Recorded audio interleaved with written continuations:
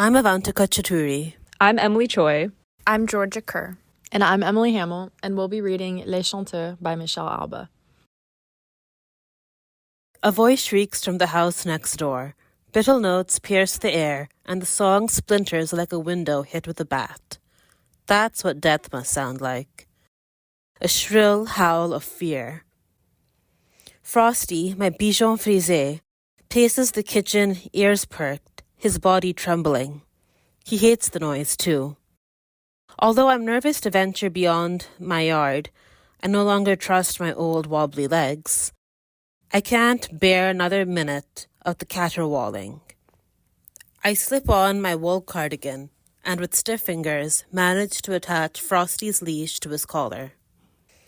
We amble to a nearby park, each step careful.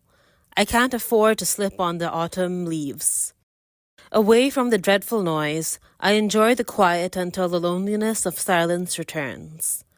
I hum to fill my ears, a habit from childhood. We turn right and right again. I admire Angelo's roses, and Frosty sniffs after a squirrel. The afternoon passes away, a little lost. I'm relieved to find myself in the alley behind my house. Mercifully, the cacophony has ceased. As usual, trash litters the alley behind the neighbor's house. Frosty smells a treat and lunges towards a fast food container. Despite his small size, his leash wraps around my fingers and my joints loosen, as though I'm detaching from my skeleton. With a creak and a pop, I bend to dislodge the trash from Frosty's mouth and fumble to open the neighbor's bin.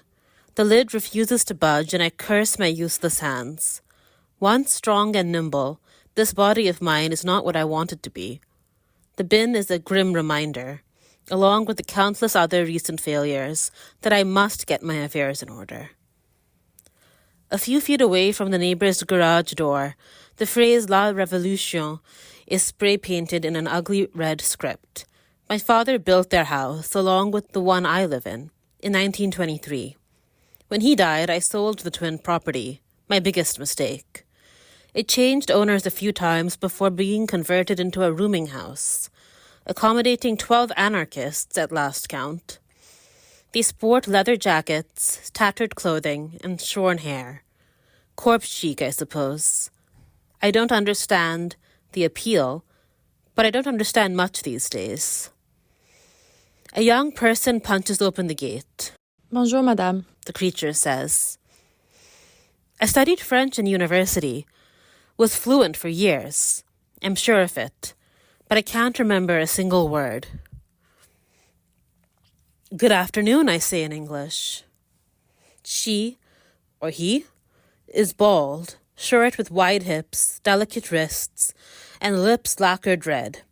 Baffled, I can only assume she's female. Horrible, what a mess. Her words are thin and underscored with a strong French accent. She advances towards us. Up close, black eyeshadow bruises her eyes, and all manner of metal derritis protrudes from her face. Here, let me get the lid for you. I'm Sid, by the way. Should I insist that this child call me Mrs. Moulton? No need. That ship sailed long ago. I toss the trash into the bin. I am Ella. My voice, unused for so many days, raps in my throat. Cute dog. She drops to a squat and scratches Frosty behind the ears.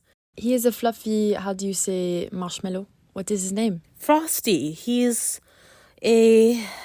The breed eludes me, but then, like a wish, I catch it. He's a bichon frisé. Frosty licks Sid on the lips and she giggles, pushing her face into his. Frosty, overwhelmed by the attention, starts yapping and jumps on the young woman, pushing her onto her bottom. She laughs, a high-pitched sound of angels. Then she coughs, clears her throat, and her voice changes to a low guttural tone. Odd. He's so soft. He is my white fox, Monsieur François. He lives in my heart. Frosty continues the tongue bath, moving onto Sid's ears and scalp.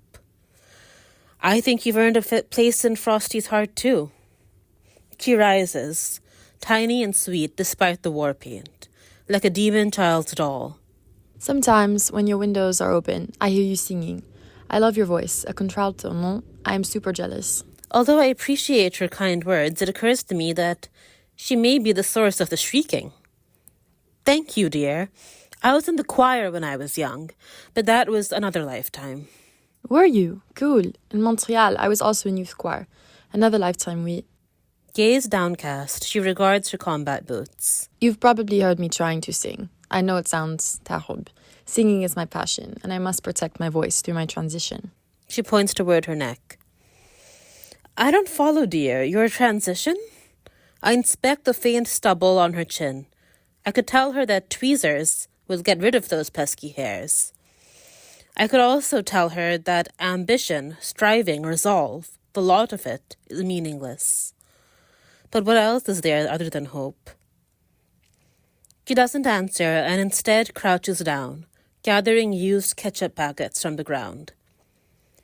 Doubt wells in my throat. Is this young person trying to confuse me with her strange language? With all the scams directed at women my age, one can't be too careful. I should return to the safety of my kitchen. Sorry, I shouldn't have asked. I didn't mean to pry.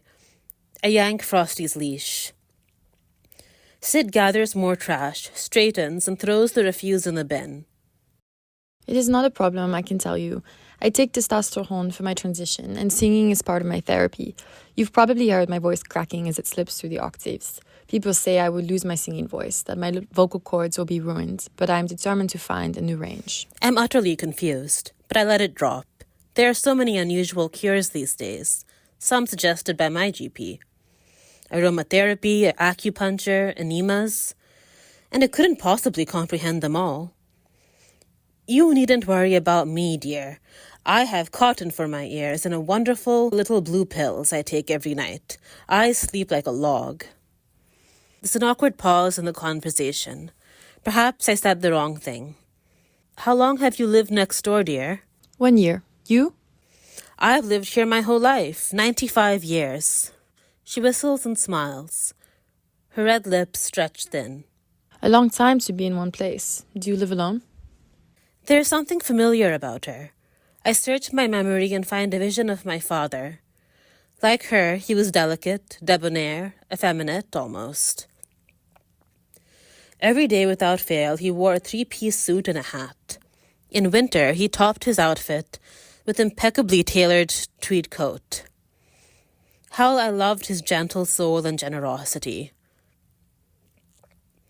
I miss him every day. He's been gone, how long? 45 years at least. I glance around perplexed. Where am I? Sometimes my mind wanders and I become stranded in the past. My brain used to stay put, never venturing further than a trip around the block. But then it became unmoored and now wanders far and wide. What was the question, dear? I ask. She raises her coquettish shoulders again. I wonder if you have a partner. It is not my business. Oh, no, dear, don't worry. I'm an open book. Are you asking me if I'm married? I had a husband for less than a year in the 40s. Manny didn't return from the war. God rest his soul. World War II. Incredible. And you never remarried? Oh, goodness gracious, no. I was much too busy for any of that nonsense. I was a senior sales manager for Pacific Oil. I traveled the world. South Africa, Thailand, Mexico. The memory of warm locales flows in around me, floating me away. A time before arthritis and swollen ankles anchored me at home. Super cool. That was before climate change, oui? She shrugs away a flash of disapproval and brightens. You lived your dream. You are an inspiration. My cheeks grow hot. I've not had such a pleasant conversation in a long time. But then I wonder, did I live my dream? I've never thought about my career in those terms. Sure, I found my way through life, but was it the life I wanted? Something elusive has failed to materialize, but I can't put my finger on it. Sometimes I feel like Frosty when he digs holes in the backyard, searching for something but never finding it. She pulls open the gate. I am here if you need anything, like for Monsieur Francois Frosty. I can walk with him or get dog food. It is no problem, Ella. And please do not stop your beautiful singing. I pull my coat tight. A little ember of happiness warms my stomach as I totter through the backyard and up the steps. In the kitchen, out of breath from the short climb, I pop on my glasses and put an X on a square in my calendar, along with a happy face. Saturday, October 10th. I'm not sure if this is correct, but no matter. I'll write, "Get your affairs in order" in red ink and underline it twice. I'm growing more forgetful by the day. I've always been an organized person. I won't let my dissolving memory get the better of me. A good day. I pour Frosty's dinner into a bowl and sing my favorite song, Pennies from Heaven. My body has always been an ill-fitting gown. When I was young, it didn't bother me. I was strong and nimble, and that was enough. No longer. I step from the shower and take stock in the mirror. Sagging breasts and a wrinkled collection of skin and bone slowing even further away from my real self. Now I wear this costume of an old lady. Another morning I read the note written in red ink across my calendar. Get your affairs in order. I call a real estate agent, then a lawyer to draw up my will. My house will sell to some energetic young couple, and I will leave my assets to the SPCA. I write lists and cross off tasks as they are completed. It's so hard to hold everything in my mind at once, and with that noise from next door, that high-pitched shrieking, I can barely think. Another afternoon. Leaves swirl across my backyard. I inspect the calendar. I'd missed a few X's, and I worry that time has slipped away from me. Late November, I think, but it might be December. I glance out the kitchen window, hoping for clues. In the neighbor's yard, a raccoon scrambles over a disembodied motorcycle, then along a skateboarding ramp, before disappearing behind the garage. Another evening, the terrible singing from next door is unrelenting. I push cotton into my ears and wish my father had built higher fences between the two properties, instead of that 3-foot-high wrought iron number. But he didn't know the neighbors would howl like injured were-creatures day and night. Another morning, I call the utility company, review the pamphlets for nearby care homes, fill in the forms and sign my name. Frosty's eyes regard me with fear and sadness. He must sense that my time is coming to an end, my transition towards my fate, away from him. I invite him onto my lap and stroke his soft fur. Another late night, and a bonfire roars in the neighbor's yard, accompanied by electric guitars and banging drums. The anarchists are having a heavy metal concert at my father's house. The smell of cannabis wafts through the old windows, along with profanities in a foreign language. The singing is like a dying songbird trapped in a scarecrow's chest. Frosty barks in protest, but his efforts are futile. I run out of blue pills and can't sleep. Outside, I stand by the rear yard fence and yell, "Please turn it down!" No one hears.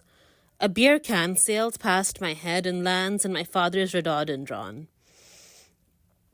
I grab Frosty and flee inside my kitchen, body shaking.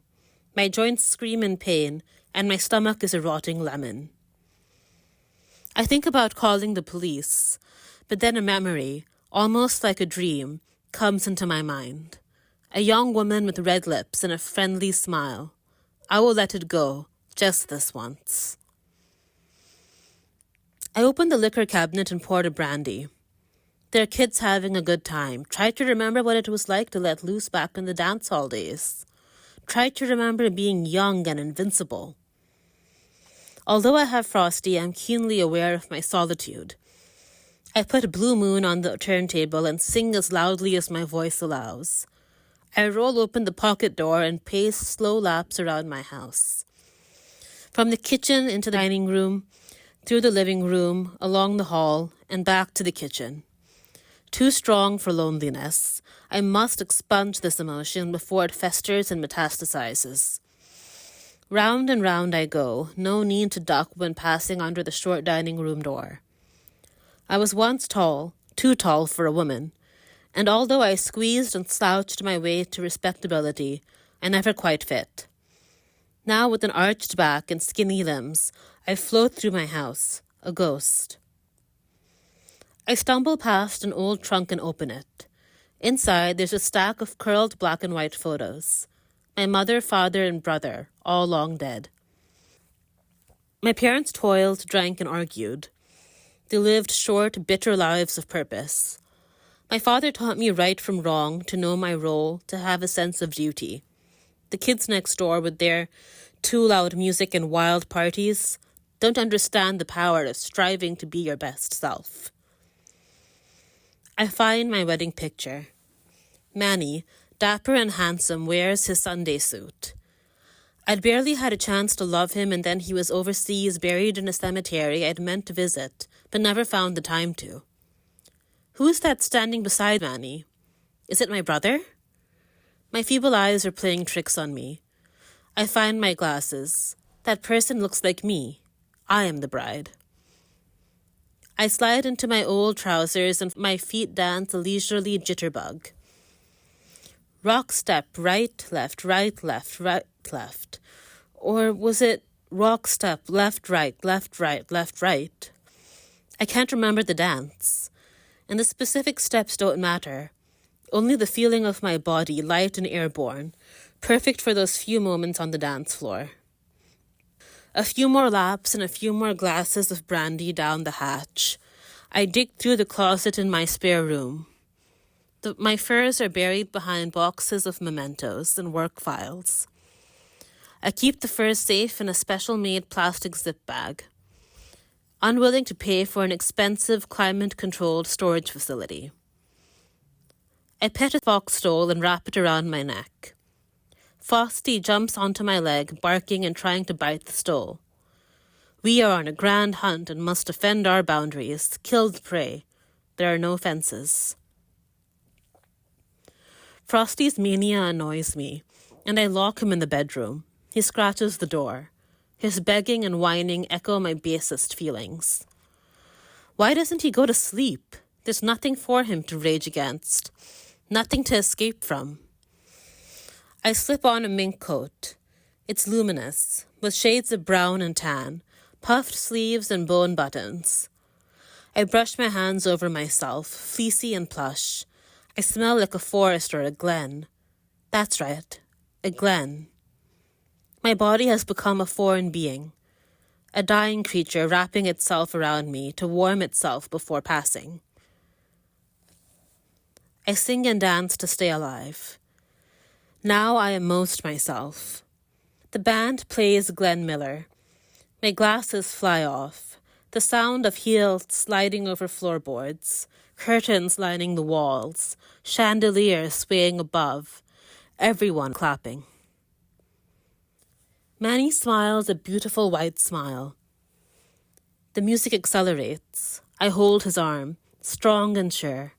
We jive in figure-8 patterns, hips, knees, and feet arcing in circles, Manny's sweaty palms on mine. Women wear dresses that swirl to show their underpants. Not me. I wear a hat, suspenders, and trousers. Manny calls me braces. Stippled lights flow up the curtains and onto the ceiling. A row of trumpets blare. Men in uniform pair up with women, with their hair in pin curls and victory rolls.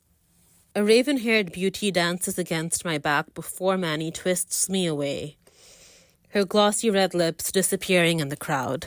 What's the big idea? Someone calls. Manny twirls me away and raises me in his arms. I'm flying. Afterwards, in his car, he kisses me and we laugh. He's my best friend, my buddy. But I don't want any funny business. We marry. It's our wedding night and we drink blue champagne. We dance, all the way to heaven and back. The song finally ends. Hazy, stiff, aching. My body is prone on the living room floor. Silence. My brain switches off and then off again. A dead creature curls around my neck, choking me, dragging me down. I'm not ready to go. Not yet. There's something still to be learned and understood. Outside, I shove the dead animal's hide deep into the bin. The first snowflakes fall and icicles cling to the eaves. The barking resumes. Daylight. I'm dizzy and my head pounds. It takes too long to stand up. I've had another stroke, I'm sure of it. Frosty scratches the bedroom door, and I let him out. He runs into the kitchen, then I open the back door so he can relieve himself. It's grey and slushy outside. What day is it? I examine the calendar, hoping for answers, but the X's blur together. I shuffle to the bedroom to dress. Claw marks marred the floor in deep gouges by the door. How long had Frosty been confined? Back in the kitchen, I searched the cabinets for dog food. Nothing. When did I last feed him? I defrost a batch of beef mince and fry it up. Atonement. I set the table, one bowl for me and one for him. He jumps into the chair and gobbles his portion. I have no appetite. I was born in this house and I plan to die here, but I can't depart yet. Not like this, with gaps and bottomless voids. From next door, a booming bass voice rises to falsetto, then plummets back down to a rich, thick timbre. I fall into its depths. Manny. I met him in choir. His voice was hypnotic, cool, smoky. I open the windows to catch every note. Cold air rushes inside the kitchen, invigorating. Oh, how I love that deep, velvety voice. Each day brings the wondrous singing from next door. I check the calendar. In capital letters over the box for February 2nd, move to Serenity Care Home. If the X's are to be believed, today is January 30th. In the backyard, a dog barks. I tug on my winter boots and don my tweed coat. Someone leans over the fence. A boy, a young man. He waves, and I wave back. He dashes inside his house, reappears with a large mug of what looks like dog food and plops it onto the snow. A dog runs out of my kitchen and inhales it. You don't have to do that, dear, I said. Just a little treat for Monsieur Francois Frosty, he says. I check the dog's tag. Frosty. The young man hands me the half-full bag of food. Here's some more. I don't need it. That's very kind of you, dear. He had an odd tattoo. 5 horizontal lines with a musical symbol above his left eye. I can barely raise my arm to point towards his face. What does that symbol mean? He smiles, beguiling. It's an F-clef. I got it to celebrate my transition to baritone. You're the singer from next door? Oui. Does it annoy you? No, dear, it's beautiful. It helps my mind stay clear, so I can get my affairs in order. His face lights up. Thank you. I return to my kitchen and write Frosty is my dog on a pad of paper. I hum a few bars, but the tune eludes me. Bonjour, madame. A young man with a musical note tattooed above his eye leans over the fence. I search my mind, trying to understand the strange words, but no comprehension comes. Then I search for his name. Surely I must know my neighbor's name, but that's gone too. He wears a woman's mink coat. It looks absurd on him, brushing his combat boots when it's meant to be 3/4 length. He pats the pelt and laughs. I found this poor creature in your bin. I would hate for the animal's life to have been in vain, so I rescued it. My bin? I would never wear such a garment. But, dear, it's a woman's coat. Ça n'a pas d'importance, he says. Besides, it's super warm. He bends to pat the dog. I saw furniture being loaded into a truck. You are not leaving us, Ella. I leave soon. Suddenly emotional, my hands shake. Where am I again? Do I know this place, this person? I used to dance, to sing, to love, didn't I? His face pinches with concern. We will miss you. I blink with confusion. Who are you, dear? His eyes moisten. It must be cold. I'm Sid, the singer. Oh, the beautiful singing, I say. I adore it. He smiles. Beneath his beard, his lips are vibrant red. Odd. What about Monsieur Francois Frosty? He asks. Who, dear? He clears his throat. When you go, what will you do with your dog? My mind sways. Strange boy. I have no dog. Oh, wait. Yes, I do. Oh, God, I do. If you would like, I could take care of him. He asks. Yes, dear, yes, take him, now, before I forget. He scoops up the white dog, takes off his bandana, and ties it around the dog's neck. There, now he looks like a diva. It licks the man's cheek, and its tail thumps against the man's small arm. Thank you, I turn away before he can see my tears. I find my bag already packed. I sing Blue Champagne as I check my suit in the mirror.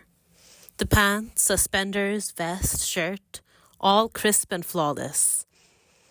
A knock at the kitchen door. I answer, wriggle into my tweed coat, and accompany an attendant down the rear steps, careful not to stumble, and into the backyard. As I walk, I nod to the neighbor who holds a white dog. He nods back, and the dog licks the young man's face, ears, and neck. You look super great, Ella. Bon voyage. Unsure to whom my neighbor is speaking, I glance at the woman beside me. The attendant turns to me and speaks slowly, as if to a child. It's time to say goodbye, Ella. Thank you, dear, but I'm not Ella. You must have me confused with someone else. The young man leans against the fence, his mink coat open at his throat. He nuzzles the dog's fur and smiles. Vous avez changé, monsieur. Somehow my mind translates these unfamiliar words. You've changed, mister. I feel strong and whole for a moment, proud of what I've achieved. I lift my hand to wave. The attendant hooks her arm through mine and tugs me gently away. Now, let's hurry. The van's waiting. The young man raises the dog's paw and waves it at me, a silly little gesture that fills me with joy. You are my inspiration. I sing for you. The young man calls out, as I let the woman lead me away.